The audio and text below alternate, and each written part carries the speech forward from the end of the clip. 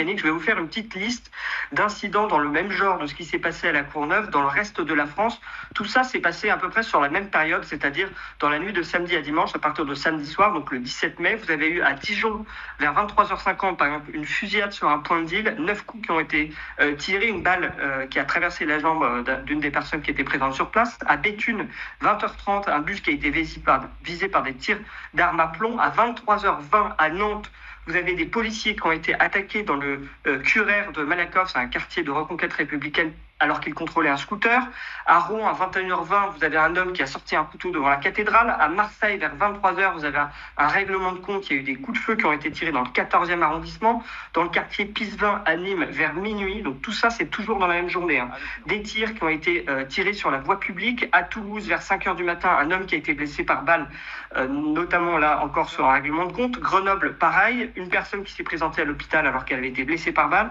À Meyzieux, à 17h30, un règlement de compte avec des barres de fer et des couteaux.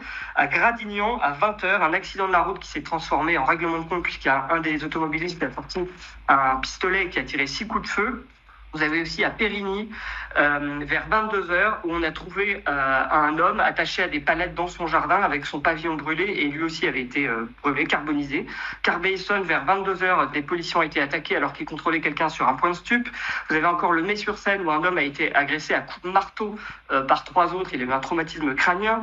Je peux encore vous parler de Meaux, où il y a un homme de 19 ans qui a été blessé à mort par des coups de couteau. À Argenteuil, vers 22h40, des barricades qui ont été dressées contre la police. J'ai presque fini, Jean-Marc. À Sarcelles, 3h30 du matin, où là, il y avait une soirée haïtienne et la police est intervenue parce qu'il y avait trop de bruit et la police a été prise à partie. À Plaisir, il y a également une rixe avec 4 blessés. Saint-Germain-en-Laye, une rave party qui a là aussi viré à l'affrontement contre les policiers. À Torcy, 6h50, il y a des personnes qui ont scié un mât métallique sur lequel se trouvaient des vidéos de surveillance de la ville.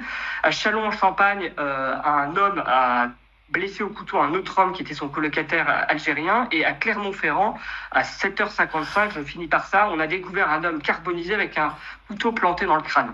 C'est surréaliste. Cette liste que vous venez de faire, elle est totalement surréaliste. On devrait quasiment faire chaque matin l'état des lieux de ce qui s'est passé, parce que ça dit vraiment ce qui se passe en France. C'est vrai qu'en général, on fait le focus sur 1 ou 2 événements, mais là, cette liste, elle est incroyable. Il y a quoi? Il y a 25 choses que vous nous avez énumérées, avec à chaque fois des drames, avec des attaques de policiers, avec des attaques au couteau, avec des gens qui ont failli mourir. C'est incroyable. C'est l'état de la France, alors, ça, aujourd'hui. C'est fou.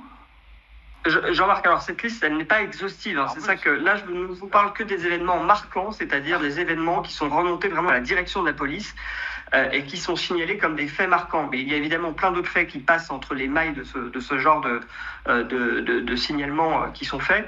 Et évidemment, moi, quand j'ai vu tous ces faits ce week-end, alors je ne sais pas à quoi précisément c'est dû. Est-ce que c'est la météo? Est-ce que c'est le sentiment généralisé dans la société d'impunité?